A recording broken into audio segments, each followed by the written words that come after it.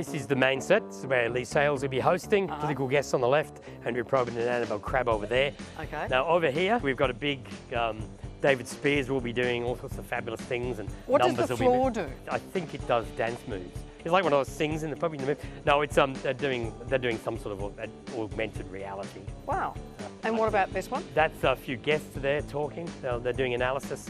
And your spot? We've got this nice new map, which does this.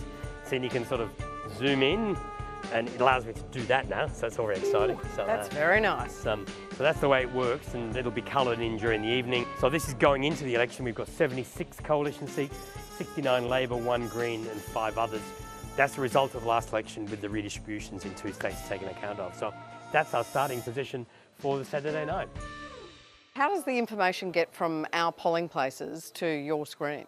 Look, the staff that run the polling place on the day, at the end of the night, they count the votes. They open the ballot boxes, reconcile the ballot papers against how many are issued, tally them up, phone that tally through, then they do an indicative preference throw. They phone that figure through, it goes into the Electoral Commission's returning officer's office. They data entry the numbers, come through the computer to the Electoral Commission's computer, pumped out as a data file somewhere on the internet, which the ABC pulls in, we process through our system, turn it into graphics. You always worry that getting the votes on the night. Yeah. Is that feed going to work? You know, it's like election night is like bungee jumping for intellectuals. You leap into the void tethered by a computer link. When you see that first polling place arrive, you go, aha, something's coming in. So then you know the data's arriving.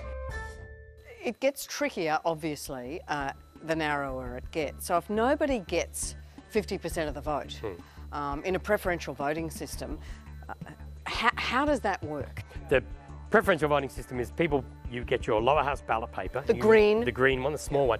You must number all the squares. Say that again. You must number all the squares. And one more time. You must number all the squares on your green ballot paper. Okay, continue. They tally up all those first preferences. If one candidate has 50% of the vote, once you add all the polling places together, they've won. They've got over half of the vote.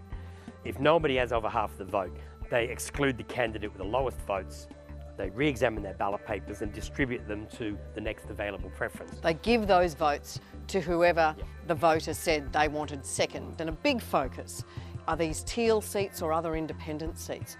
Do you have any magic that you're doing or something extra that you're doing to help us understand on the night what's happening with those independent challenges? The 2 candidate preferred count by polling place is a really bad guide for how this new contest will work, because the independent vote is cutting across a normal cleavage. You know, you're normally looking at this left-right divide, and you've got this independent running on other issues, and they're on this slope like this.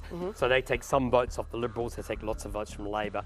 You get a different count, and you get big swings out of that. So in a case like that, we'll be looking at the first preference vote of the Liberal candidate, because we've got a history to compare it with. And if the Liberal first preference vote is well down, well under 50, they're in trouble. So that's what we're doing on those seats, because the raw preference count that we get in these seats will be less reliable. This is terrifying. There's a spaceship here, there's computers, there's the whole... nervous, excited, what are you? By the time you get to election night, you're just ready for the analysis. You just take the data. And the hard thing is trying to work out what these numbers mean. Good luck cutting through the noise. We'll be watching. Thank you.